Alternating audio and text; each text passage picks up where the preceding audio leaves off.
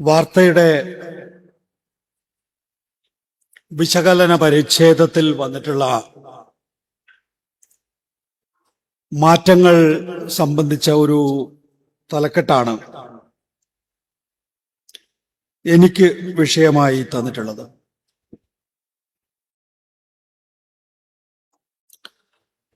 നേരത്തെ ഇവിടെ ഡോക്ടർ ജോൺ ബ്രിട്ടാസ് ചൂണ്ടിക്കാണിച്ചതുപോലെ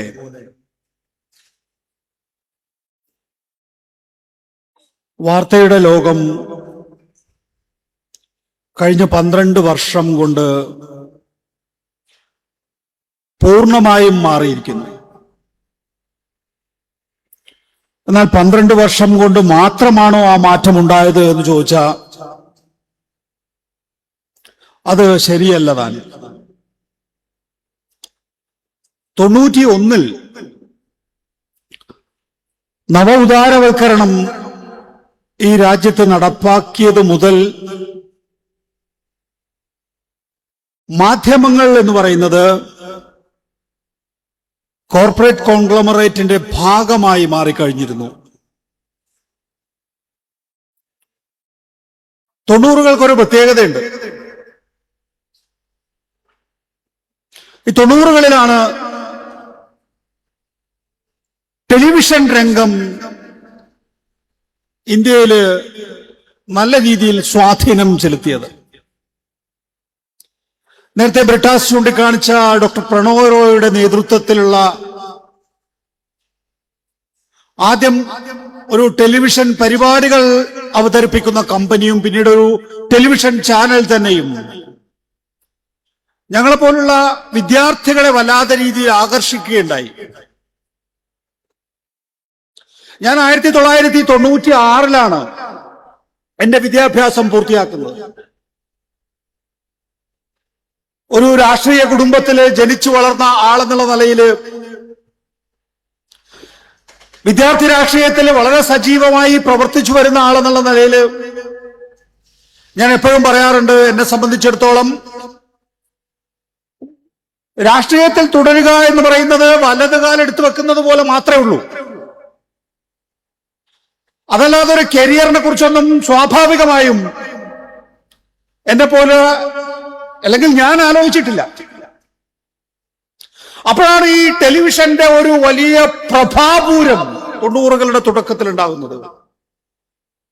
അത് ഇന്ത്യൻ ഇംഗ്ലീഷിൽ പ്രണോയ് റോയ്, മലയാളത്തിൽ ശശികുമാർ. സ്വാഭാവികമായിട്ടും നമ്മളെ പോലുള്ള ആളുകൾ ഏഷ്യാനെറ്റ് എന്ന സാധ്യത തേടി. കാരണം ആർക്കും സ്വാധീനിക്കാൻ കഴിയാത്ത രീതിയിലുള്ള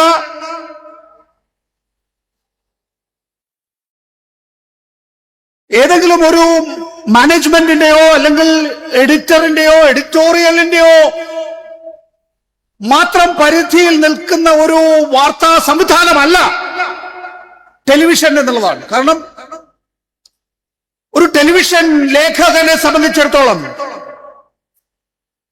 അയാള് ആക്ഷൻ സ്പോട്ടിൽ നിന്നുകൊണ്ട് പറയുന്ന കാര്യങ്ങള് അയാളുടെ നെഞ്ചിൽ ചേർത്ത് വെച്ച മൈക്കിലൂടെ പറയുന്ന സത്യങ്ങൾ അതെങ്ങനെയാണ് സ്റ്റുഡിയോയിലിരിക്കുന്ന ഒരു എഡിറ്റർക്ക് നിയന്ത്രിക്കാനാവുക? മറ്റെവിടെയോ തൂങ്ങിപ്പിടിച്ചു നിൽക്കുന്ന ഒരു മാനേജ്മെന്റിന് എങ്ങനെയാണ് അത് കൈകാര്യം ചെയ്യാനാവുക എന്നുള്ള ചോദ്യം നമ്മളെ പോലുള്ള നിഷ്പക്ഷ മാധ്യമ പ്രവർത്തനം ഈ രാജ്യത്ത് തുടരേണ്ടതിന്റെ ആവശ്യകതയെക്കുറിച്ച് ചിന്തിക്കുന്ന വിദ്യാർത്ഥികൾ സ്വാഭാവികമായിട്ടും അതുകൊണ്ട് തന്നെ ഒരുപക്ഷെ അച്ചടി മാധ്യമത്തെ, ഒരുപക്ഷെ റേഡിയോ മാധ്യമത്തെ മാനേജ്മെന്റുകൾക്ക് നിയന്ത്രിക്കാനാകുമെങ്കിലേ ടെലിവിഷൻ മാധ്യമങ്ങളെ അങ്ങനെ നിയന്ത്രിക്കാൻ കഴിയില്ല എന്ന് ഉറച്ചു വിശ്വസിച്ചു. പ്രത്യേകിച്ച് ഈ പ്രണോയ് റോയുടെയും ശശികുമാറിന്റെയും ഒക്കെ നേതൃത്വം എന്ന് പറയുന്നത് അവർക്ക് ഇപ്പൊ ഏഷ്യാനെറ്റിൽ ഞങ്ങൾ ചേരുമ്പോ ഞങ്ങളെ പോലുള്ള വിദ്യാർത്ഥികളോട് ശശികുമാർ പറഞ്ഞിരുന്ന ഒരു കാര്യമുണ്ട്, നിങ്ങൾ ഇടതൊന്നും വലതൊന്നും നോക്കണ്ട, പക്ഷെ കേരളത്തിന്റെ സ്വഭാവമായിരിക്കണം ആ ചാനലിനെന്നാണ്. എന്ന് പറയുമ്പോൾ കേരളത്തിന്റെ സ്വഭാവം ശശികുമാർ വിവക്ഷിച്ചത് ഇടതുപക്ഷ സ്വഭാവം എന്ന നിലയിലാണ്. അതുകൊണ്ട് ഏഷ്യാനെറ്റ് ഒരു ഇടതുപക്ഷ സ്വഭാവമുള്ള ചാനൽ എന്നുള്ള നിലയിലേക്ക് വന്നു പിന്നീട്, അല്ലെങ്കിൽ അതിന് ആ രീതിയിലുള്ള ഒരു ബ്രാൻഡിങ് നൽകി പിന്നീട്. ഇത് നീതിയുക്തമായിട്ടുള്ള ഒരു മാധ്യമ ലോകമായിരുന്നു അത്. ഇതേ കാലഘട്ടത്തിൽ തന്നെ സമാന്തരമായ, അതായത് ടെലിവിഷന്റെ വലിയ പ്രഭാപൂരം ഇങ്ങനെ നിറഞ്ഞാടുന്ന ഘട്ടത്തിൽ തന്നെയാണ് നവോദാരവൽക്കരണത്തിലൂടെ കോർപ്പറേറ്റുകൾ മാധ്യമ സ്ഥാപനങ്ങളെ ഏറ്റെടുത്തു തുടങ്ങിയത്. എന്തിനാ കോർപ്പറേറ്റുകൾക്ക് മാധ്യമ സ്ഥാപനങ്ങൾ? ആ കാലഘട്ടത്തിലെ നയരൂപീകരണം, തന്റെ വ്യവസായത്തിന് അനുകൂലമായിട്ടുള്ള നയരൂപീകരണം പുതുക്കിക്കൊണ്ടിരിക്കുകയാണല്ലോ. നവോദാരവൽക്കരണ കാലഘട്ടമല്ലേ. ഗവൺമെന്റിന്റെ അടുത്തേക്ക്, ഭരണകൂടത്തിന്റെ അടുത്തേക്ക് നിങ്ങൾക്ക് ചെന്നെത്തണമെങ്കിൽ ഒരു മാധ്യമ സ്ഥാപനം ആവശ്യമായിരുന്നു. ആ കാലഘട്ടത്തിന്റെ മാധ്യമ സ്ഥാപനം എന്ന് പറയുന്നത് ടെലിവിഷൻ മാധ്യമങ്ങളായിരുന്നു. അതുകൊണ്ട് കോർപ്പറേറ്റുകൾ മാധ്യമ സ്ഥാപനങ്ങൾ ഏറ്റെടുത്തു തുടങ്ങി. അപ്പൊ 91 മുതൽ 2014 വരെയുള്ള കാലഘട്ടം പൂർണ്ണമായും നിഷ്കളങ്കമായ കാലഘട്ടമാണോ എന്ന് ചോദിച്ചാൽ ആയിരുന്നില്ല. പക്ഷെ കോർപ്പറേറ്റുകൾ ഏറ്റെടുത്തപ്പോൾ പോലും ന്യൂസ് റൂമുകൾക്ക്, എഡിറ്റോറിയലുകൾക്ക് അവരുടേതായിട്ടുള്ള സ്വാതന്ത്ര്യം ഒരു പരിധി വരെ വകവെച്ച് നൽകിയിരുന്നു. ആ വകവെച്ച് നൽകുന്നതാണ് നമ്മളെപ്പോലുള്ള വിദ്യാർത്ഥികളുടെ, പുതിയ ടെലിവിഷൻ പ്രവർത്തകരുടെ കണ്ണിൽ എന്തോ സ്വതന്ത്ര മാധ്യമ പ്രവർത്തനം ഇവിടെ നാട്ടിൽ വലിയ തോതിൽ വേരുപിടിക്കുകയാണ് എന്ന തോന്നലുണ്ടാക്കിയത്. ഇപ്പൊ കോർപ്പറേറ്റുകൾ ഏറ്റെടുത്തു. എല്ലാ കോർപ്പറേറ്റുകൾക്കും ഒരു മാധ്യമ സ്ഥാപനം എന്നുള്ള നില വന്നു. നിലവിലുള്ള മാധ്യമ സ്ഥാപനങ്ങൾ ഏറ്റെടുത്തു. അതുപോലെ തന്നെ പുതിയ മാധ്യമങ്ങൾ അവര് ആരംഭിച്ചു. പുതിയ മാധ്യമങ്ങൾ കോർപ്പറേറ്റുകൾ ആരംഭിക്കുമ്പോൾ നിലവിലുള്ള മാധ്യമങ്ങളെ സംബന്ധിച്ചിടത്തോളം ഇതിനൊപ്പം കളം പിടിക്കാൻ വേണ്ടി കോർപ്പറേറ്റുകളുടെ മൂലധന നിക്ഷേപത്തിന്റെ അത്ര തന്നെ മൂലധന നിക്ഷേപം നടത്തേണ്ടി വന്നു. അപ്പൊ സ്വാഭാവികമായിട്ടും അവർക്ക് രംഗത്ത് തുടരാൻ കഴിയാത്ത സാഹചര്യം ഉണ്ടായി. മത്സരിക്കുന്നതിന് വേണ്ടി അവരും കോർപ്പറേറ്റ് പങ്കാളിത്തം തേടി, അല്ലെങ്കിൽ കോർപ്പറേറ്റുകൾക്ക് വിറ്റൊഴിഞ്ഞു പോയി. 2014 ആയപ്പോഴേക്കും സ്ഥിതി പൂർണ്ണമായും വ്യത്യസ്തമായി. അങ്ങനെ എല്ലാ കോർപ്പറേറ്റുകളും ഒന്നും മാധ്യമ സ്ഥാപനങ്ങൾ നടത്തേണ്ടതില്ല. തന്റെ സുഹൃത്തുക്കളായിട്ടുള്ള കോർപ്പറേറ്റുകൾ മാത്രം മാധ്യമ സ്ഥാപനം നടത്തിയാൽ മതിയെന്ന്.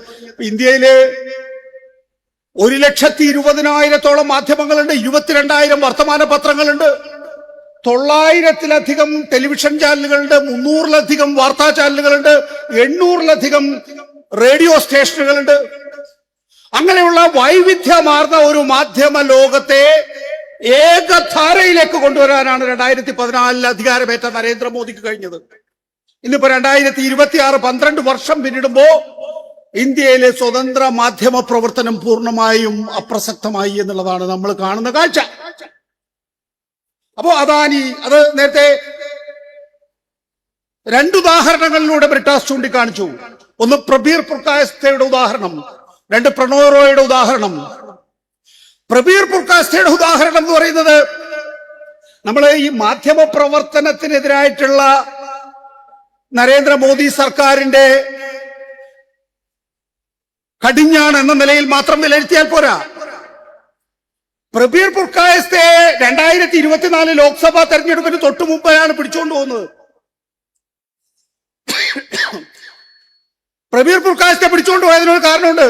അന്ന് പ്രധാനമായും 2 പേരെയാണ് അറസ്റ്റ് ചെയ്തിട്ടുള്ളത്. ഒന്ന് അരവിന്ദ് കെജ്രിവാൾ, ഹിന്ദി ഭാഷയിൽ രാഷ്ട്രീയം സംസാരിക്കാൻ കഴിയുന്ന നരേന്ദ്രമോദി കഴിഞ്ഞാലുള്ള ഏറ്റവും പ്രമുഖനായിട്ടുള്ള വ്യക്തി. അരവിന്ദ് കെജ്രിവാളിനെ പിടിച്ചോണ്ടുപോയില്ലേ? മുഖ്യമന്ത്രി ആയിരിക്കെ മാധ്യമപ്രവർത്തകൻ എന്ത് വാല്യൂ? മുഖ്യമന്ത്രി ആയിരിക്കെ അരവിന്ദ് കെജ്രിവാളിനെ തിഹാർ ജയിലിൽ പിടിച്ചിടുകയാണ്. എന്താ ഇപ്പോ ആ കേസിന്റെ അവസ്ഥ? ഒരു മുഖ്യമന്ത്രിയെ, നേരത്തെ പ്രണോയ് റോയ് പറഞ്ഞ കാര്യം പറഞ്ഞല്ലോ, എനിക്ക് വേണ്ടി ഡൽഹി പ്രസ് ക്ലബിലെ 1-2 മാധ്യമ പ്രവർത്തകർ ഒഴിച്ച് വേറെ ആരും ഒപ്പം ഉണ്ടായിരുന്നില്ല എന്ന്. അരവിന്ദ് കെജ്രിവാളിനെ പിടിച്ചുകൊണ്ടുപോയപ്പോ അരവിന്ദ് കെജ്രിവാളിനെ പിടിച്ചുകൊണ്ടുപോകുന്ന ആ രാഷ്ട്രീയ സാഹചര്യത്തില് അയാള് ഇന്ത്യയിൽ ഉണ്ടാകാൻ പാടില്ല എന്ന് മാത്രമേ ഉദ്ദേശിച്ചിട്ടുള്ളൂ എന്നല്ലേ ഇപ്പോ അരവിന്ദ് കെജ്രിവാളിനെ പൂർണ്ണമായും കുറ്റവിമുക്തനാക്കിയ ഇന്ത്യൻ ജുഡീഷ്യറിയുടെ ഉത്തരവ് വരുന്നതിലൂടെ നമ്മൾ മനസ്സിലാക്കുന്നത്. പ്രബീർ പുർക്കായസ്ഥയെ സംബന്ധിച്ചിടത്തോളം 2024 മുഖ്യധാരാ മാധ്യമങ്ങള് ആരും നരേന്ദ്രമോദിക്കെതിരെ സംഘപരിവാറിനെതിരെ ശബ്ദിക്കാൻ തയ്യാറല്ല. അങ്ങനെ ശബ്ദിക്കാൻ തയ്യാറല്ലാത്ത സാഹചര്യത്തിൽ ഇവിടെ നവമാധ്യമങ്ങൾ എന്ന് വിളിക്കുന്ന ഡിജിറ്റൽ മാധ്യമങ്ങള് രംഗത്ത് വരികയാണ്. അപ്പൊ സാമ്പിളിന് ഒരു CPM അംഗമായിട്ടുള്ള പ്രബീർ പുർക്കായസ്ഥയെ പിടിച്ച് തിഹാർ ജയിലിലേക്ക് ഇടുകയാണ്. ഇപ്പോ ദില്ലി ഹൈക്കോടതി പറയുന്നത്, പ്രബീർ പുർക്കായസ്ഥയുടെ കേസിൽ പറയുന്നത് എന്താ?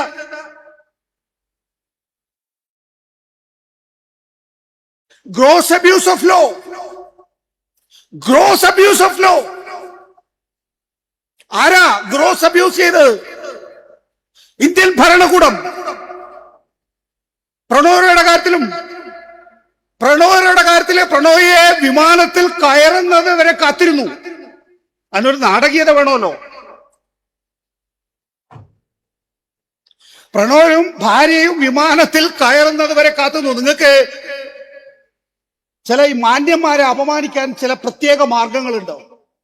പ്രണോയ് ഒരു 100% മാന്യനായ ആളാണ്. ഇപ്പോ ബ്രിട്ടാസ് വന്ന് പറഞ്ഞല്ലോ, എനിക്ക് അപമാനം തോന്നി എന്നെ മാധ്യമപ്രവർത്തകൻ എന്ന് വിശേഷിപ്പിച്ചപ്പോന്ന്. പ്രണോയ് റോയിയെ സംബന്ധിച്ചിടത്തോളം പ്രണോയ് റോയ്ക്ക് ഈ മാധ്യമപ്രവർത്തകന്റെ റോളിൽ ഇരുന്നുകൊണ്ട് തന്നെ മാന്യമായ പ്രവർത്തനം മാത്രമേ ജീവിതം മുഴുവൻ ചെയ്യാൻ സാധിച്ചിട്ടുള്ളൂ. പെരുമാറ്റത്തില്, അദ്ദേഹം നടത്തിയിട്ടുള്ള മാധ്യമ പ്രവർത്തനത്തില് നമുക്ക് എവിടെയെങ്കിലും ഒരു കരട് കാണാൻ കഴിയില്ല. അപ്പൊ നമ്മളൊക്കെ മാധ്യമ പ്രവർത്തനം, നമ്മളൊക്കെ പല ആളുകളോടും ചിലപ്പോ അറിഞ്ഞോ അറിയാതെയോ ഒക്കെ അമാന്യമായി പെരുമാറിപ്പോയിട്ടുണ്ടാവും. പക്ഷെ പ്രണോയുടെ കാര്യത്തിനകത്ത് അങ്ങനെ ഒരു അമാന്യമായി അദ്ദേഹം എവിടെയെങ്കിലും പെരുമാറി എന്ന് തോന്നിപ്പിക്കുന്ന ഒരു സെക്കൻഡ് വിഷ്വൽ പോലും നമുക്ക് ഈ 90-കൾ മുതൽ അദ്ദേഹം രംഗമൊഴിഞ്ഞ 2024 വരെയുള്ള കാലഘട്ടത്തിൽ കാണാൻ കഴിയില്ല. അപ്പോ പ്രണോയ് റോയിയെ മാനസികമായ സംഘർഷത്തിലാക്കാൻ ഒറ്റ വഴിയേ ഉള്ളൂ. അദ്ദേഹം വിമാനത്തിൽ കയറി എന്ന് ഉറപ്പുവരുത്തുമ്പോ ആ വിമാനത്തിൽ മറ്റു യാത്രക്കാരുടെ മുമ്പിൽ വെച്ച് അദ്ദേഹത്തെ വലിച്ചിഴച്ച് പുറത്തേക്ക് കൊണ്ടുവരിക. അവിടെയാണ് പ്രണോയ് റോയ് തീരുമാനിക്കുന്നത് താൻ അംബാനിക്ക് ജാമ്യം വെച്ചിരുന്ന ഷെയർ അദാനിക്ക് ഹോസ്റ്റൽ ടേക്ക് ഓവറിലൂടെ ഭരണകൂടം കൈമാറുമ്പോ മിണ്ടാതിരിക്കുന്നതാണ് നല്ലത്, ഇല്ലെങ്കിൽ എന്നെ തിഹാറിലേക്ക് വലിച്ചിഴച്ചു കൊണ്ടുപോകുമെന്ന്. ഇപ്പോ ബ്രിട്ടാസ് വിട്ടുപോയ ഒരു കാര്യം കൂടി ഞാൻ പറയാം. പ്രണോയ് റോയിയെ കുറ്റവിമുക്തനാക്കി എന്നുള്ളതല്ല, കുറ്റവിമുക്തനാക്കുമ്പോ ഏതൊക്കെ ഏജൻസിയാണോ പ്രണോയ് റോയിയെ കുറ്റക്കാരനായി 7 വർഷം കൊണ്ടുനടന്നത് അവർക്കൊക്കെ പിഴ ശിക്ഷ വിധിച്ചുകൊണ്ടാണ് പ്രണോയ് റോയിയെ മോചിതനാക്കിയിരിക്കുന്നത് എന്നുള്ളതാണ്. അപ്പൊ ഇന്ത്യൻ മാധ്യമരംഗം പൂർണ്ണമായും ഹൂളിഗനിസത്തില്, ഗൂണ്ടായിസത്തിലാണ് നരേന്ദ്രമോദി സർക്കാർ കഴിഞ്ഞ 12 വർഷക്കാലമായി കൊണ്ടുപോകുന്നത് എന്നുള്ളതിന് ഇതിനേക്കാൾ 3 ഉദാഹരണങ്ങൾ നമുക്ക് പറയാനില്ല എന്നുള്ളത് തന്നെ. നോക്കൂ, എങ്ങനെയാണ് വിശകലനങ്ങൾ, രാഷ്ട്രീയ ചർച്ചകൾ നിയന്ത്രിക്കപ്പെടുന്നത് എന്നുള്ളതല്ലേ. സ്വാഭാവികമായിട്ടും രാഷ്ട്രീയ ചർച്ചകളൊക്കെ തന്നെയും സ്വാധീനം ഭരിക്കുന്ന പാർട്ടിയുടെ അനുഗ്രഹാശിസുകൾ തങ്ങളുടെ കോർപ്പറേറ്റ് വ്യവസായ സംരംഭങ്ങൾക്ക് കിട്ടുന്ന വിധത്തിൽ, അതിന്റെ വരുതിയിൽ മാത്രം നിൽക്കുന്ന വിധത്തിൽ എത്തിക്കാൻ സ്വാഭാവികമായും ശ്രമിക്കൂ എന്നുള്ളത് ഒരു പുതിയ വെളിപ്പെടുത്തലല്ല. നമ്മൾ ഇനിയിപ്പോ അക്കാര്യങ്ങളെ കുറിച്ചൊന്നും വിശദമായി പറയേണ്ട കാര്യമില്ല. കഴിഞ്ഞ 24 മണിക്കൂറിൽ എന്താ സംഭവിച്ചിട്ടുള്ളത്? നമ്മളൊന്ന് ഈ 12 വർഷക്കാലമൊക്കെ പറഞ്ഞു കഴിഞ്ഞു കഴിഞ്ഞാൽ നമുക്ക് എപ്പോഴും അതേക്കുറിച്ചൊക്കെ ചിലപ്പോൾ ചില കാര്യങ്ങളെ കുറിച്ച് ഓർമ്മയില്ലാതെ ഉണ്ടാവും, ചില കാര്യങ്ങളെ കുറിച്ച് സംശയങ്ങൾ ഉണ്ടാവും. 24 മണിക്കൂറിനുള്ളിൽ, കഴിഞ്ഞ 24 മണിക്കൂറിനുള്ളിൽ എന്തൊക്കെയാ സംഭവിച്ചത് നമ്മളൊന്ന് ആലോചിച്ച് നോക്കൂ. ഈ രാജ്യം എങ്ങോട്ടേക്കാണ് പോകുന്നത് എന്നെ സംബന്ധിച്ച് നല്ല വ്യക്തത കിട്ടും. മധ്യപ്രദേശിലെ ഒരു രാജ്യസഭാ സീറ്റിലിപ്പോ ഒരു കോൺഗ്രസിന്റെ കാൻഡിഡേറ്റ് നാമനിർദ്ദേശ പത്രിക കൊടുക്കുകയല്ലേ. സാധാരണ ഞാനൊരു ഇലക്ഷൻ കേസ് ഫൈറ്റ് ചെയ്തിട്ടുള്ള ആളാണ്. ഞാനൊരു നിയമസഭാ മണ്ഡലത്തിൽ മത്സരിക്കുകയും ആ വിധി ശരിയല്ല എന്ന് തോന്നുകയും ഹൈക്കോടതിയെ സമീപിക്കുകയും ഹൈക്കോടതി എനിക്ക് അനുകൂലമായി വിധിക്കുകയും, അങ്ങനെ ഈ കേരളത്തിലെ ആകെ 4-5 പേരെ ഉണ്ടാവുള്ളൂ, ചിലപ്പോൾ പോട്ടെ 5-6 പേര്. അങ്ങനെ 5-6 പേർക്കെതിരെ അനുകൂലമായി വിധിച്ചവരിൽ ഒരാൾ ഞാനാണ് അഴീക്കോട് നിയമസഭാ മണ്ഡലത്തിൽ. കേരള ഹൈക്കോടതി എനിക്ക് അനുകൂലമായി വിധി പറയുന്നു. ഞാൻ സ്വാഭാവികമായിട്ടും എന്റെ എതിർ സ്ഥാനാർത്ഥി സുപ്രീം കോടതിയിലേക്ക് പോവുമല്ലോ. സുപ്രീം കോടതി അത് വെച്ചോണ്ടിരുന്നു.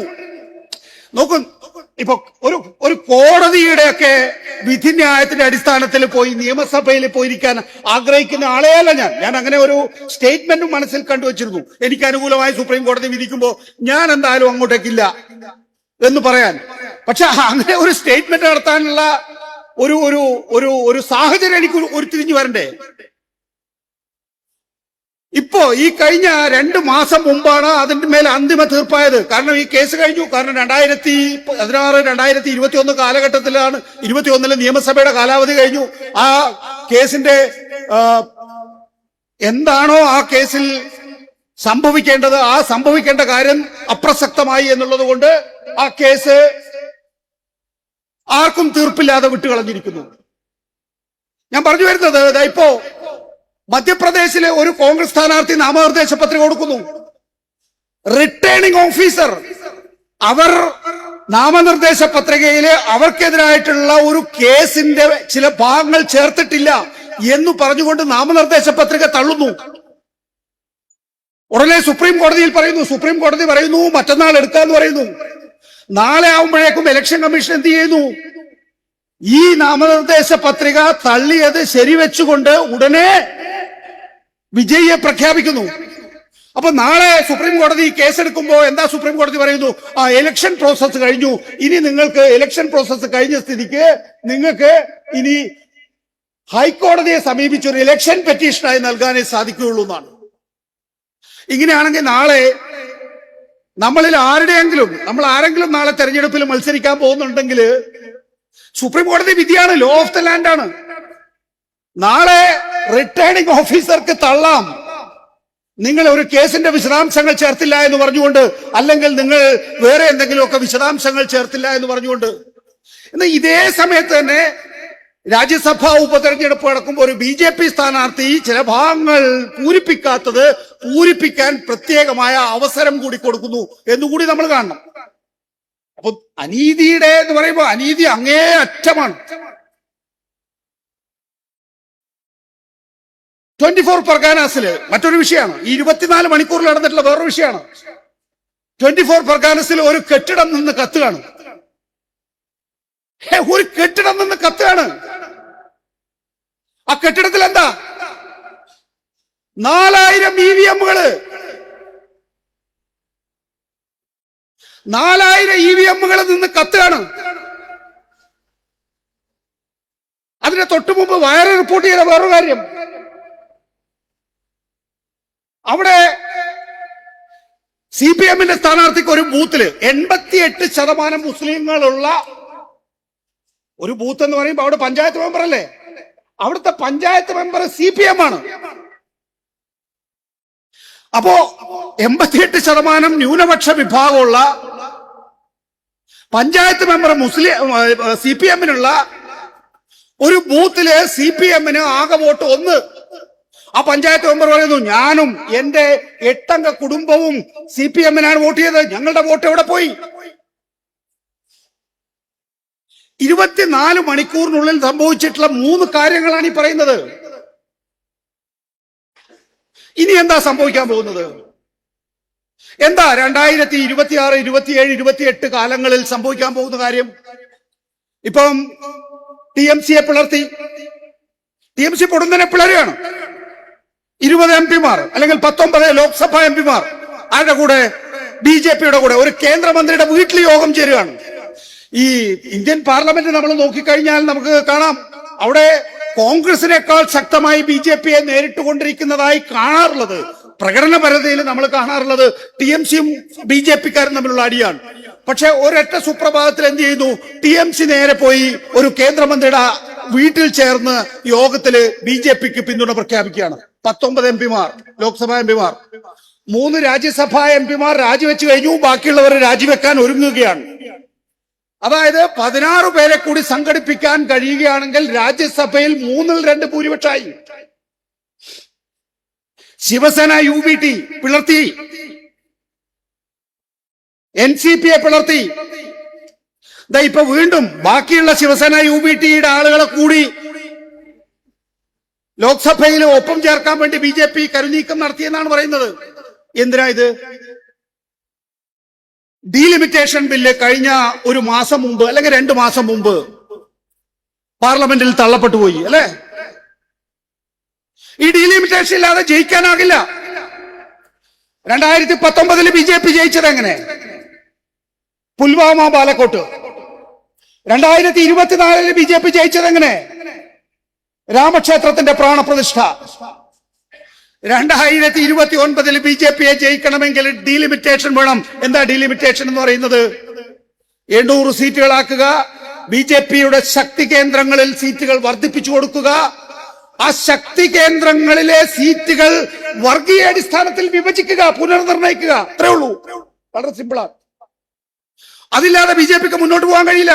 അതിനുണ്ടാക്കേണ്ട സാഹചര്യങ്ങൾ എന്തൊക്കെ ഉണ്ടാക്കാമോ അത് മുഴുവൻ ഉണ്ടാക്കിയിരിക്കുന്നു. നമ്മൾ പരസ്പരം സംസാരിക്കുന്ന ഘട്ടത്തിൽ EVM-നെ കുറിച്ചൊക്കെ ഇന്നും എന്നോടൊപ്പം എന്നെ വാഹനത്തിൽ ഇങ്ങോട്ടേക്ക് കൊണ്ടുവന്ന ഒരു സഹാവ് ചോദിച്ചു, സഹാവേ, ഈ EVM-നെ കുറിച്ച് എന്താ അഭിപ്രായം?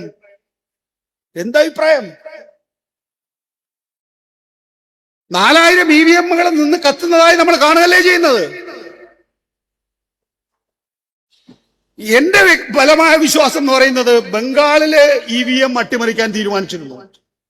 ബംഗാളിൽ ഏത് അട്ടിമറിക്കാൻ എന്നത് ചർച്ച ചെയ്യപ്പെടാതിരിക്കാൻ വേണ്ടി തമിഴ്നാട്ടിലും കൂടി EVM അട്ടിമറിച്ചു എന്നുള്ളതാണ്. അല്ലെങ്കിൽ DMK ഈ സദസ്സിൽ ഇരിക്കുന്ന ആർക്കെങ്കിലും കേരളത്തിൽ ഒരുപക്ഷെ UDF അധികാരത്തിൽ വന്നേക്കാം എന്ന് ഏറ്റവും ഹാർഡ് കോറായി CPM-കാർ പോലും ചിലപ്പോ ഒരു സംശയം മനസ്സിലുണ്ടായിരുന്നു. പക്ഷേ തമിഴ്നാട്ടില് DMK അധികാരത്തിൽ നിന്ന് പുറത്തു പോകും, സ്റ്റാലിൻ തോൽക്കുമെന്ന് ആരെങ്കിലും ഒക്കെ വിചാരിച്ചിരുന്നോ? നിങ്ങളൊക്കെ തമിഴ്നാട്ടിൽ പോകുന്ന വരുന്നവരല്ലേ, രാഷ്ട്രീയം വായിക്കുന്നവരല്ലേ? ഇന്നലെ സിനിമയിലേക്ക് വന്നിട്ടുള്ള വിജയ്, ഞാൻ അയാളെ കുറച്ച് കാണുന്നില്ല. അയാള് അധികാരത്തിലേറിയതിനു ശേഷം ചെയ്തിട്ടുള്ള അയാള് വളരെ പക്വമായ രീതിയിൽ മുന്നോട്ട് പോകുന്നുണ്ട്. ഇപ്പൊ ആ രീതിയിലുള്ള രാഷ്ട്രീയം നമ്മൾ ഒട്ടും കുറച്ച് കാണേണ്ടതില്ല. ഇപ്പൊ 2014 മുതൽ 2026 വരെയുള്ള കാലഘട്ടത്തില് മാധ്യമങ്ങളെ ഇവര് മെരുക്കിയെടുത്ത് വേട്ടപ്പട്ടിയാക്കി മാറ്റിയതുപോലെ, ജുഡീഷ്യറിയെ തങ്ങളുടെ അധീനതയിലാക്കിയതുപോലെ, ലെജിസ്ലേച്ചറിനെ അപ്രസക്തമാക്കിയതുപോലെ, അതൊന്നും ഒരൊറ്റ ദിവസം കൊണ്ടല്ല ചെയ്യുന്നത്. ജമ്മു കശ്മീർ എന്ന സംസ്ഥാനത്തെ തരം താഴ്ത്തിയതുപോലെ, പ്രബീർ പുർക്കായസ്ഥയെയും അതുപോലെ പ്രണോയ് റോയെയും അപമാനിച്ച് അപ്രസക്തമാക്കിയതുപോലെ, അരവിന്ദ് കെജ്രിവാളിനെ പോലെ ഒരു രാഷ്ട്രീയ നേതാവ്, ഉയർന്നു വരുന്ന രാഷ്ട്രീയ നേതാവ്, അയാളുടെ രാഷ്ട്രീയത്തിലൊന്നും എനിക്ക് യോജിപ്പില്ല. ആ രാഷ്ട്രീയ നേതാവിനെ 8 മാസം ജയിലിൽ കിടത്തി ഇപ്പോ രാഷ്ട്രീയത്തിൽ നിന്ന് പുറത്തേക്ക് തള്ളാൻ ശ്രമിക്കുന്നത് പോലെ അടുത്ത 25 വർഷക്കാലത്തെ രാഷ്ട്രീയം സംഘപരിവാർ സെറ്റ് ചെയ്തിട്ടുണ്ട് എന്നുള്ള ബോധ്യം നമുക്കില്ലെങ്കിൽ നമ്മൾ ഓരോരുത്തരും രാഷ്ട്രീയ പ്രവർത്തകരല്ല കൂട്ടരെ. 25 വർഷത്തെ രാഷ്ട്രീയമെങ്കിലും ഏറ്റവും കുറഞ്ഞത് നരേന്ദ്രമോദിയും അമിത്ഷായും സംഘപരിവാറും RSSും ചേർന്ന് സെറ്റ് ചെയ്ത് വെച്ചിട്ടുണ്ട്. അങ്ങനെ 25 വർഷത്തേക്കുള്ള യാത്രക്കിടയിലാണ് നിങ്ങൾക്ക് മമതയെ ബംഗാളിൽ തോൽപ്പിക്കണം. മമത എന്ന് പറയുന്നത് എന്റെ പാർട്ടിയിൽ ഏറ്റവും കൂടുതൽ സഹാക്കളെ കൊന്ന ആളാണ്. എനിക്കവരെ ജയിക്കണമെന്ന് ആഗ്രഹമില്ല. പക്ഷേ മമതയെ തോൽപ്പിക്കുന്നതിലൂടെ മാത്രമേ നിങ്ങൾക്ക് ആ പാർട്ടിയിലെ മഹാഭൂരിപക്ഷം MP-മാരെ തങ്ങളോടൊപ്പം കിട്ടുള്ളൂ എന്ന് കരുതി അവരെ തോൽപ്പിക്കുക. ഇപ്പോ DMK ഒറ്റപ്പെടുത്തിയിരിക്കുന്നു. എന്തിനാ? ഇതുകൊണ്ട് 2 കാര്യങ്ങളുണ്ട്. DMK ഒറ്റപ്പെടുത്താം. കോൺഗ്രസ് ആണെങ്കിൽ വേഗം കൈയും കാലും കഴുകി അടുത്ത ക്യാമ്പിലേക്ക് പോയി അടിച്ചുകൊണ്ടിരിക്കുക. അപ്പോ DMK ഒറ്റപ്പെടുത്താം. ഇനി നാളെ DMKക്ക് 2029 വളരെ വേഗത്തിൽ അധികാരം തിരിച്ചു വരണമെന്നാണല്ലോ ആഗ്രഹം. ഒരു പാക്കേജ് കൊടുക്കാൻ തയ്യാറുണ്ടെങ്കിൽ DMKയും ഈ പറയുന്ന ഡീലിമിറ്റേഷൻ ബില്ലിനെ പിന്തുണയ്ക്കുകയാണെങ്കിൽ 1-2 ആഴ്ചക്കുള്ളിൽ ഡീലിമിറ്റേഷൻ ബില്ല് പാസ്സാവും. കേരളം, നേരത്തെ ബ്രിട്ടാസ് പറഞ്ഞല്ലോ, കേരളം ഇതിൽ നിന്നൊക്കെ വേറിട്ട് നിൽക്കുന്ന ഭൂമികയാണെന്ന്. അങ്ങനെ ഒരു തെറ്റിദ്ധാരണയൊന്നും നമുക്ക് വേണ്ട. 2026 CPM പുറത്താക്കി, ഇടതുപക്ഷ ജനാധിപത്യ മുന്നണിയെ പുറത്താക്കി. ഇനി 27-ലും 28-ലും വരാൻ പോകുന്ന ഡിസ്കഷൻ എന്താണ് കേരളത്തില്? എന്താ? രണ്ട് പ്രധാനപ്പെട്ട കാര്യങ്ങളാണ് 27-ലും 28-ലും ഈ രാജ്യം തന്നെ ചർച്ച ചെയ്യാൻ പോകുന്നത്. ഒന്ന്, സെൻസസ്, ജാതി സെൻസസ്. ജാതി സെൻസസ് എന്ന് പറയുമ്പോ പല സ്ഥലങ്ങളിൽ പലതരത്തിലായിരിക്കും. ഇപ്പൊ മണ്ഡൽ കമ്മീഷൻ റിപ്പോർട്ട് വന്ന സമയത്ത് നമ്മുടെ നാട്ടിലൊന്നും വലിയ തോതിൽ അതിന് പ്രത്യാഘാതം ഉണ്ടായില്ല. ഇനിയിപ്പോ ജാതി സെൻസസ് വന്നു കഴിഞ്ഞാൽ നമുക്കറിയാം, വടക്കേ ഇന്ത്യയിലൊക്കെ തന്നെയും OBC-യുടെയും EBC-യുടെയും കണക്ക് വെച്ച് പുതിയ രാഷ്ട്രീയം രൂപപ്പെടും. ഈ കേരളത്തിൽ രൂപപ്പെടുത്താൻ ആഗ്രഹിക്കുന്ന കാര്യങ്ങൾ എന്താ? അപ്പൊ ഒന്ന് സെൻസസ് ആണെങ്കിൽ, രണ്ടാമത്തേത് ഏറ്റവും പ്രധാനപ്പെട്ട കാര്യം എന്താണ്? ഒരു ഉന്നതതല സമിതിയെ രൂപീകരിച്ചിരിക്കുന്നു. എന്തിനാ ഉന്നതതല സമിതി തരാമോ? രാജ്യത്തിന്റെ ചില പ്രത്യേക ഭൂവിഭാഗങ്ങളിൽ ചില മതവിഭാഗങ്ങൾ ശക്തമാകുന്നു. അതിന്റെ കാരണങ്ങൾ എന്ത്? അതെന്തുകൊണ്ട്? അപ്പൊ 27-ലും 28-ലും കേരളം പോലൊരു സ്ഥലത്ത് മുസ്ലിം വേഴ്സസ് അതേഴ്സ് എന്ന രീതിയിലുള്ള ഒരു സാഹചര്യം സൃഷ്ടിക്കാൻ ഇപ്പോഴേ കരുനീക്കങ്ങൾ തുടങ്ങിയിരിക്കുന്നു. അങ്ങനെ ഉണ്ടായാൽ, ഞാൻ വേറൊരു കാര്യം പറയട്ടെ. സമയമായോ? 5 മിനിറ്റ് എടുക്കുള്ളൂ. 26 നിയമസഭാ തെരഞ്ഞെടുപ്പിന് മുമ്പ്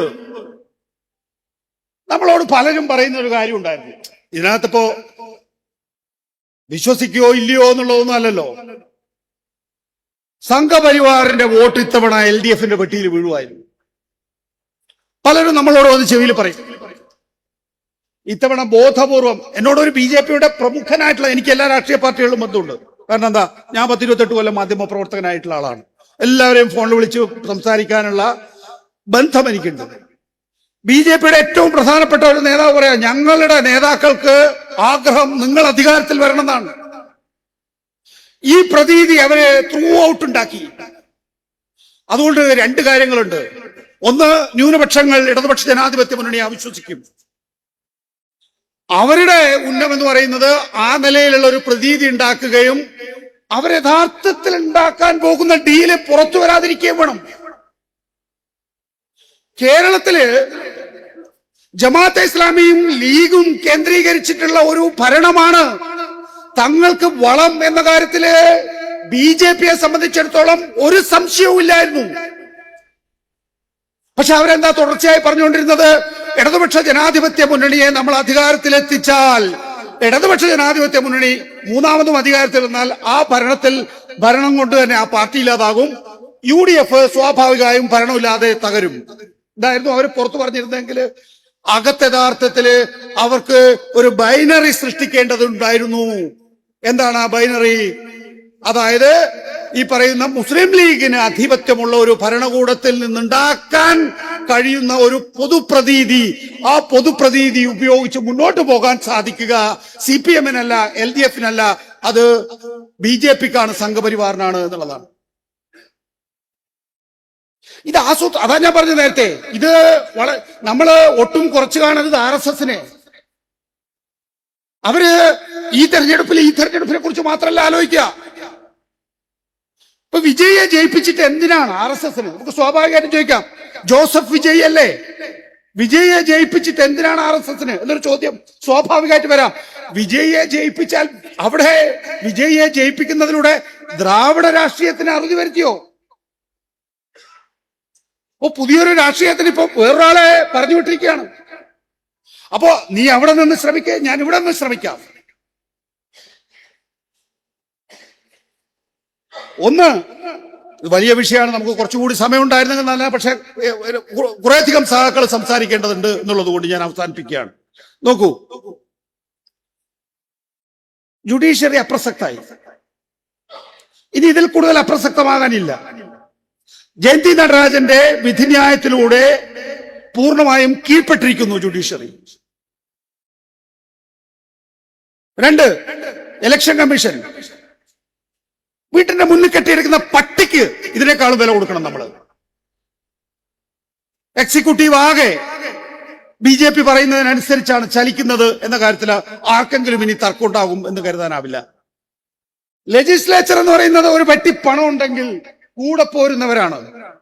ഇതിനേക്കാൾ അന്തസ് അങ്ങനെ പണം കൊടുത്ത് നമ്മൾ മറ്റു കാര്യങ്ങൾ ചെയ്യുന്ന മറ്റുള്ളവർക്കുണ്ട്. മാധ്യമങ്ങൾ ഒരു വിലയുമില്ലാത്ത സംവിധാനമായി മാറിയിരിക്കുന്നത് ബ്രിട്ടാസ് ചൂണ്ടിക്കാണിച്ച തന്നെ ഉദാഹരണം. 12 വർഷമായിട്ടൊരു പ്രധാനമന്ത്രി വാർത്താ സമ്മേളനം നടത്തിയിട്ടില്ല. ചോദ്യങ്ങൾ നേരിട്ടിട്ടില്ലെന്ന്.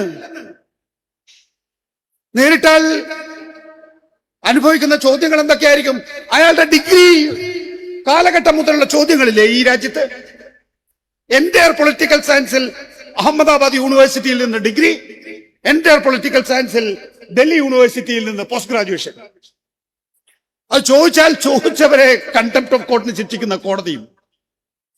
കേരളമാണ് അവിടുത്തെ ഉന്നം.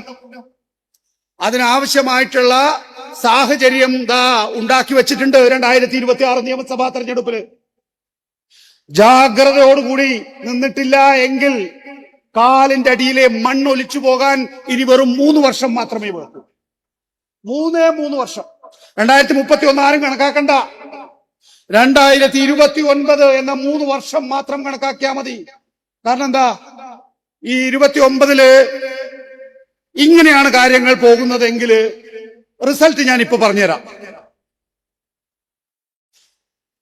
LDF 31 മുതൽ 33% വരെ വോട്ട്, BJPക്ക് 28% മുതൽ 31% വോട്ട്. ഇതെങ്ങനെ വന്നു എന്ന് നമ്മൾ ചോദിക്കും. കാരണം എന്താ, നമ്മൾ ചൂടുവെള്ളത്തിൽ വീണ തവളയാണ്. അങ്ങനെ ഒരു തവളയുടെ കാര്യം അറിയാലോ. ഒരു ചൂടുവെള്ളത്തിലേക്ക് തവളയെ പെട്ടെന്ന്, തിളക്കുന്ന വെള്ളത്തിലേക്ക് തവളയെ തവള പെട്ടെന്ന് ചാടും. നമ്മള് ഒരു തണുത്ത വെള്ളത്തിലുള്ള തവളയാണ്. ആ തവളയുടെ അടിയിൽ ഇങ്ങനെ കത്തിക്കൊണ്ടിരിക്കുന്നുണ്ട് തീ. ആ തവളയാണ് നമ്മൾ അറിയുന്നില്ല നമ്മൾ വെന്ത് ചാകാൻ പോവുകയാണ് എന്നുള്ളത്. അതിന്റെ പ്രധാനപ്പെട്ട ഒരു ഈ വരാനിരിക്കുന്ന 2027-28 കാലഘട്ടത്തെ ചർച്ച പ്രധാനമായും നടക്കാൻ പോകുന്നത് ഒന്ന് ടെലിവിഷൻ ചാനലുകളിലായിരിക്കും. ടെലിവിഷൻ ചാനലുകളുടെ ആങ്കർമാരെയൊക്കെ ഒന്ന് മുഖം ഓർമ്മിച്ചു നോക്കിയേ. ടെലിവിഷൻ ചാനലുകളുടെ പേര് ഒന്ന് ഓർത്തു നോക്കിയേ. ടെലിവിഷൻ ചാനലുകളുടെ മാനേജ്മെന്റുകളെ ഒന്ന് ഓർത്തു നോക്കിയേ. അപ്പോ ടെലിവിഷൻ ചാനലുകളിൽ നടക്കാൻ പോകുന്നത് ഈ വർഗീയ പ്രചരണമായിരിക്കും. കാരണം അതിന് സാഹചര്യം സൃഷ്ടിച്ചു വെച്ചിട്ടുണ്ട്. ഏതെങ്കിലും ഒരുത്തൻ മതേതരത്വ നിലപാടെടുക്കുന്നുണ്ടെങ്കിൽ അവൻ ഹിന്ദു നാമധാരിയാണെങ്കിൽ അവൻ സംഘാവായി മാറി. അപ്പോ എല്ലാവരും ഒരേപോലെയാണ് എന്നുള്ള പ്രതീതി സൃഷ്ടിച്ചു വെച്ചിരിക്കുന്നു. അവൻ മുസ്ലിം ആണെങ്കിൽ അവൻ ഇസ്ലാമിക തീവ്രവാദിയാണ്. CPM-ൽ നിന്നുകൊണ്ട് ഇസ്ലാമിക തീവ്രവാദിയാണ്. അപ്പോ മുസ്ലിം ആയിക്കോട്ടെ, ഹിന്ദു ആയിക്കോട്ടെ, ക്രിസ്ത്യൻ ആയിക്കൊള്ളട്ടെ, അവന് ഒരു ചാപ്പ കുത്തിവെച്ചിരിക്കുന്നു. അപ്പൊ ഈ നിലയിൽ എല്ലാവരും ഒരുപോലെയാണ് എന്നുള്ള പ്രതീതി സൃഷ്ടിക്കുന്നതിലൂടെ നമുക്കൊരു പ്രശ്നമുണ്ട് കേട്ടോ. മലയാളിക്ക് പ്രത്യേകിച്ചൊരു പ്രശ്നമുണ്ട്. നമുക്ക് ഈ പെർസെപ്ഷൻ ക്രിയേഷന്റെ കൂടെ പോകാനാണ് താല്പര്യം. നമുക്ക് ഒറ്റയ്ക്കൊന്നും ചിന്തിക്കാൻ കഴിയുന്നില്ല. പ്രത്യേകിച്ച് സാമൂഹ്യ മാധ്യമങ്ങൾ വന്നതിന് ശേഷം ഒരു വാർത്തയുണ്ട്, അത് മാതൃഭൂമി റിപ്പോർട്ട് ചെയ്തില്ലെങ്കിൽ, മനോരമ റിപ്പോർട്ട് ചെയ്തില്ലെങ്കിൽ തന്നെയും അത് അനീതിയാണല്ലോ എന്ന് വിചാരിച്ച് അതിന്റെ പിന്നാലെ പോകാൻ ഇപ്പൊ നമ്മൾ തയ്യാറല്ല. നമുക്ക് ഒരു അനീതി കണ്ടാൽ അത് അനീതിയാണെന്ന് തോന്നണമെങ്കിൽ ഏതെങ്കിലും ഒരു മാധ്യമം റിപ്പോർട്ട് ചെയ്യണം, മാധ്യമങ്ങൾ റിപ്പോർട്ട് ചെയ്യണം. ആ മാധ്യമങ്ങൾ റിപ്പോർട്ട് ചെയ്യുന്നതിനനുസരിച്ചുള്ള പ്രകമ്പനത്തിനനുസരിച്ച് മാത്രമേ നമ്മൾ മുന്നോട്ട് നീങ്ങാൻ തയ്യാറാവുന്നുള്ളൂ. അല്ലാത്ത ഒരു അനീതി, അതാ ഞാൻ നേരത്തെ പറഞ്ഞേ, ഇന്നലെയാണ് 4000 EVM-കൾ നിന്ന് കത്തുന്നത് കണ്ടത് നമ്മള്. നമുക്ക് ആർക്കെങ്കിലും ചോര തിളച്ചോ? ഒരു കെട്ടിടം നിന്ന് കത്തുകയാണ്. എത്ര കെട്ടിടങ്ങളുണ്ട് രാജ്യത്ത്? EVM സൂക്ഷിച്ച കെട്ടിടങ്ങൾ മാത്രം. അതും 2026 ഒരു മാസം മുമ്പ് തെരഞ്ഞെടുപ്പ് നടന്ന EVM-കളാണ് നിന്ന് കത്തുന്നത്. ഇന്നലെയാണ് ജയന്തി നടരാജനല്ല തോന്നുന്നില്ല, പേര് മാറി, പേര് മീനാക്ഷി നടരാജൻ. മീനാക്ഷി നടരാജന്റെ നാമനിർദ്ദേശ പത്രിക തള്ളാൻ ആർഒയ്ക്ക് അധികാരം കൊടുക്കുന്നത് സുപ്രീം കോടതി. അപ്പൊ നമ്മളെ സംബന്ധിച്ചിടത്തോളം ഈ പെർസെപ്ഷന് പിന്നാലെ പോവുക എന്നുള്ളതാണ്. കഴിഞ്ഞ 5 വർഷക്കാലത്ത് നമ്മളെപ്പോഴും അഭിമാനത്തോട്, ഇടതുപക്ഷ ജനാധിപത്യ മുന്നണിയുടെ പ്രവർത്തകർ അഭിമാനത്തോടു കൂടി പറയുന്ന ഒരു കാര്യമുണ്ട്. എന്താണെന്നറിയോ? കഴിഞ്ഞ നിയമസഭാ കാലയളവില് ഒരൊറ്റ അഴിമതി ആരോപണം പോലും കേരള നിയമസഭയിൽ ഉന്നയിക്കപ്പെട്ടിട്ടില്ല എന്നാണ്. ശരിയാ, ഒറ്റ അഴിമതി ആരോപണം പോലും കേരള നിയമസഭയിൽ ഉന്നയിക്കപ്പെട്ടിട്ടില്ല. അങ്ങനെ ഒരു നിയമസഭയെ കേരളം കണ്ടിട്ടുമില്ല.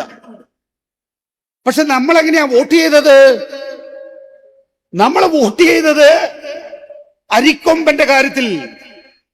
എന്താണെന്നറിയോ? നമ്മുടെ മനസ്സിലേക്ക്, അല്ലെങ്കിൽ ഒരു ഭൂവിഭാഗത്തിലെ ജനങ്ങളുടെ മനസ്സിലേക്ക് മാധ്യമങ്ങൾ അടിച്ചേൽപ്പിച്ച കാര്യം, അരിക്കൊമ്പനെ പിണറായി വിജയൻ നാട് കടത്തിയിരിക്കുന്നു. അങ്ങനെ അരിക്കൊമ്പന് ചക്കക്കൊമ്പനുമായി സംഘാതം നഷ്ടപ്പെടുത്തിയിരിക്കുന്നു പിണറായി വിജയൻ. അതാണ് കേരളത്തിൽ ചർച്ച ചെയ്തിട്ടുള്ള ഏറ്റവും പ്രധാനപ്പെട്ട ഒരു കാര്യം. റോബിൻ ബസിന്റെ കേരളത്തിലെ പുതിയ വ്യവസായ സ്ഥാപനങ്ങൾ സാധ്യമാകില്ല എന്ന് കാണിക്കാൻ വേണ്ടി മാധ്യമങ്ങൾ ഉയർത്തി കാണിച്ച ഒരു കാര്യമായിരുന്നു. അതേസമയം നമ്മൾ ഈസ് ഓഫ് ഡൂയിങ് ബിസിനസ്സിൽ ഒന്നാമതെത്തുന്നു എന്നുള്ള കാര്യം മറച്ചുവെക്കപ്പെടുകയും ചെയ്യുന്നു. ഇങ്ങനെ വൈകാരികമായി നമ്മളെ ബന്ധിപ്പിക്കുന്ന, നമ്മുടെ സ്വഭാവം വ്യക്തമായി മനസ്സിലാക്കിയിട്ടുള്ള ഈ പറയുന്ന, നേരത്തെ പറഞ്ഞ പോലെ തന്നെ RSS ആയിക്കോട്ടെ, സംഘപരിവാർ ആയിക്കോട്ടെ, മൗദൂദികളായിക്കൊള്ളട്ടെ, അതുപോലെ തന്നെ ഈ സകല കമ്മ്യൂണിസ്റ്റ് വിരോധികളും ഒത്തുചേർന്ന ലൂസായിട്ടുള്ള UDF സംവിധാനം ആയിക്കൊള്ളട്ടെ, ഇവർക്ക് കഴിഞ്ഞിരിക്കുന്നു എന്നുള്ളതാണ്. അപ്പോ ചുരുക്കുകയാണ്, നിൽക്കണോ പോണോ? ഇതാണ് നമ്മൾ 2029 തീരുമാനിക്കേണ്ട കാര്യം. കേരളം അതിന്റെ സ്വാഭാവികമായ ആവാസ വ്യവസ്ഥ, മതേതരത്വം, ജനാധിപത്യം, ഈ ആവാസ വ്യവസ്ഥയിൽ കേരളം തുടരാൻ പാടില്ല എന്ന് നിശ്ചയിക്കാൻ പോകുന്ന കാലഘട്ടമാണ് ഈ 2026 മുതൽ 29 വരെയുള്ള കാലഘട്ടം. അതിന് കളമൊരുക്കാൻ പോകുന്നത് കേരളത്തിലെ പ്രത്യേകിച്ച് ദൃശ്യമാധ്യമങ്ങളാണ്. അതിനാവശ്യമായിട്ടുള്ള പാനലുകൾ ഒരുങ്ങിക്കഴിഞ്ഞിരിക്കുന്നു, അതിനാവശ്യമായിട്ടുള്ള ആങ്കറുകൾ ഒരുങ്ങിക്കഴിഞ്ഞിരിക്കുന്നു, അതിനാവശ്യമായിട്ടുള്ള സാഹചര്യവും ഒരുക്കി കഴിഞ്ഞിരിക്കുന്നു. ഇനി നമ്മളാണ് തീരുമാനിക്കേണ്ടത്, നമ്മള് എന്താണ് നാളേക്ക് വേണ്ടി കരുതി വെക്കാൻ പോകുന്നത് എന്നുള്ളത്. ഇന്നലത്തെ അല്ല, നാളത്തേത് എന്ന് നമുക്ക് ഉറപ്പായിട്ടും അറിയാം. പക്ഷേ അതിൽ ചെറിയ ഭാഗമെങ്കിലും കാത്തു സൂക്ഷിക്കാൻ നമുക്ക് കഴിയണമെങ്കിൽ ഓരോരുത്തരും മാധ്യമപ്രവർത്തകരാകണം. നോക്കൂ, എല്ലാം അസ്തമിച്ചു പോകുമ്പം വഴി അവിടെ മുടങ്ങുകയാണല്ലോ ചെയ്യുക. ഞാൻ അങ്ങനെ കരുതുന്ന ആളല്ല. എല്ലാം അസ്തമിക്കുമ്പോഴും പടച്ചോൻ ഒരു വഴി തുറന്നു വെച്ചു തരും. ആ ഒരു വഴിയാണ് സോഷ്യൽ മീഡിയ അല്ലെങ്കിൽ സാമൂഹ്യ മാധ്യമം എന്ന് പറയുന്നത്. ആ ഒരു വഴി, സോഷ്യൽ മീഡിയ എന്ന് പറയുന്ന ഒരു വഴി, നേരത്തെ ബ്രിട്ടാസ് പറഞ്ഞു, അതൊന്നും നമ്മളല്ല നിയന്ത്രിക്കുന്നത്, അൽഗോരിതം നിയന്ത്രിക്കുന്നത് കോർപ്പറേറ്റുകളാണ്. ഒക്കെ ശരിയാണ്, ഒരു സംശയമില്ല. കോർപ്പറേറ്റുകൾ അവരുടെ ആവശ്യത്തിന് വേണ്ടി ഉണ്ടാക്കിയിട്ടുള്ള, അല്ലാതെ മെറ്റ എന്ന് പറയുന്ന സാമ്രാജ്യത്വ ശക്തി നിങ്ങൾക്ക് നിങ്ങളുടെ രാഷ്ട്രീയം പറയാൻ അവസരം നൽകുമോ? പക്ഷേ അൽഗോരിതത്തെ മുറിച്ചു കടക്കാനുള്ള വഴികൾ യഥാർത്ഥത്തിൽ കണ്ടെത്തപ്പെട്ടിട്ടുണ്ട്. അങ്ങനെയാണ് 2024 ലോക്സഭാ തെരഞ്ഞെടുപ്പിലെ മുഖ്യധാരാ മാധ്യമങ്ങളെല്ലാം കൈപ്പിടിയിൽ ഒതുക്കുമ്പോഴും ഒരു സാമൂഹ്യ മാധ്യമ ഹാൻഡിലുകളെയും ഡിജിറ്റൽ മാധ്യമങ്ങളെയും നിയന്ത്രിക്കാൻ കഴിയാതായത്. അങ്ങനെയാണ് പ്രബീർ പുർക്കായത്തെ പിടിച്ച് ജയിലിലിട്ടത്. അങ്ങനെയാണ് ധ്രുവറാട്ടിയെ പോലുള്ളവര് ഈ ടൈംസ് നൗ പോലുള്ള മുഖ്യധാരാ മാധ്യമങ്ങളുടെ വ്യൂവർഷിപ്പിന്റെ ഒക്കെ 10 മടങ്ങ് വ്യൂവർഷിപ്പോട് ഇന്ത്യൻ രാഷ്ട്രീയത്തില് അവരുടെ ശബ്ദം ഉയർത്തിപ്പിടിച്ചത്. അതുകൊണ്ട് ഈ കേരളത്തിനൊരു പ്രത്യേകതയുണ്ട്, പ്രിയപ്പെട്ട സുഹൃത്തുക്കളെ, സഹാക്കളെ. നമുക്ക് എല്ലാത്തിലും അഭിപ്രായമുണ്ട്. നമ്മൾ മതേതര മനസ്സുള്ളവരാണ് മഹാഭൂരിപക്ഷം പേരും. നമ്മളെ സംബന്ധിച്ചിടത്തോളം എഴുത്തും വായനയും അറിയാം. നമ്മൾ എന്താ ചെയ്യേണ്ടത്? നമ്മള് ഈ സാമൂഹ്യ മാധ്യമത്തിൽ ഓരോരുത്തരും, ഇത് ഏതെങ്കിലും ഒരു സോഷ്യൽ മീഡിയ ആക്ടിവിസ്റ്റിന്റെ പണിയാണ്, അല്ലെങ്കിൽ ഇത് നന്നായി എഴുതാൻ അറിയുന്ന ആളുടെ പണിയാണ്, അല്ലെങ്കിൽ നന്നായി ക്യാമറയിൽ സംസാരിക്കാൻ കഴിയുന്ന ആളുടെ പണിയാണ് എന്ന് തെറ്റിദ്ധരിക്കാതിരിക്കുക. നമുക്ക് എല്ലാവർക്കും സാമൂഹ്യ മാധ്യമങ്ങളിൽ പ്രതികരിക്കാനുള്ള ശേഷി ഉണ്ടാകണം, ഏതെങ്കിലുമൊക്കെ തരത്തിൽ. അങ്ങനെ നമുക്ക് സംസാരിക്കാൻ കഴിയുകയാണെങ്കിൽ സ്വാഭാവികമായിട്ടും കേരളം എന്ന് പറയുന്നത് ഒരു ഫോഴ്സ് ആയിരിക്കും എന്നുള്ളതാണ്. നമ്മള് ഒരു 5 ലക്ഷത്തി ചില്ലുവാനം പേരുണ്ടല്ലോ പാർട്ടി അംഗങ്ങൾ എന്ന് പറഞ്ഞത്.